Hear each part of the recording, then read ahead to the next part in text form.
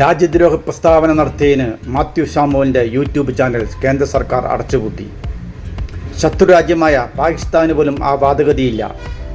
Rafale അടക്കം 5 fighter വിമാനങ്ങൾ പാകിസ്ഥാൻ അടിച്ചിട്ടു എന്നാണ് ഇദ്ദേഹം പറഞ്ഞുവെച്ചത്. നമ്മുടെ നാട്ടിൽ ഏറ്റവും കൂടുതൽ വ്യാജ വാർത്തകൾ സൃഷ്ടിക്കുകയും ഏറ്റവും കൂടുതൽ വെറുപ്പ് ഉൽപ്പാദിപ്പിക്കുകയും ചെയ്യുന്ന ഒരു വിഷ ഫാക്ടറിയാണ് മാത്യു സാമുവലിൻ്റെ യൂട്യൂബ് ചാനൽ. 4 യൂട്യൂബ് വെള്ളിക്കാശിന് വേണ്ടി ക്രിസ്ത്യാനികളെയും മുസ്ലിങ്ങളെയും ഹിന്ദുക്കളെയും തമ്മിലടിപ്പിച്ച് രക്തം ഊറ്റിക്കൊടുക്കുന്ന ട്രാക്കുളയാണ് മാത്യു സാമുവൽ. യൂട്യൂബ് ചാനലിലൂടെ എന്തും നുണയും വ്യാജവും പറഞ്ഞാലും അതിൻ്റെ ഒതൻറ്റിസിറ്റി ആരും പരിശോധിക്കില്ല എന്ന ധൈര്യമാണ് മാത്യു സാമുവലിനെ പോലുള്ളവർ വ്യാജവും നുണയും പറഞ്ഞ് നാട്ടിൽ ഛിദ്രതയുണ്ടാക്കി പണം സമ്പാദിച്ചു കൊണ്ടിരിക്കുന്നത്.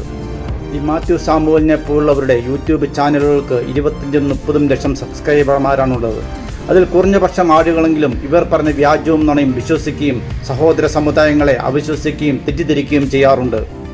നമ്മുടെ രാജ്യം മുമ്പെങ്ങുമില്ലാത്ത പ്രതിസന്ധികളോട് നീങ്ങിക്കൊണ്ടിരിക്കുമ്പോഴാണ് ഇന്ത്യയുടെയും ഇന്ത്യൻ പൗരന്മാരുടെയും ആത്മവിശ്വാസം കെടുത്തുന്ന രീതിയിലുള്ള വ്യാജ വാർത്തകൾ ഈ മാത്യു സാമുവലിനെ പോലുള്ളവർ പ്രചരിപ്പിക്കുന്നത്.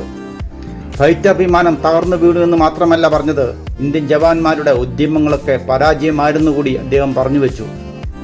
ഒരു മാത്യു സാമുവലിൻ്റെ വിഷഫാക്ടറി മാത്രം അടച്ചു പൂട്ടിയാൽ പോരാ, അവന് മാതൃകാപരമായ ശിക്ഷ കൊടുത്ത് മറ്റു വ്യാജന്മാർക്ക് ഒരു പാഠമായി തീരണം ഇത്.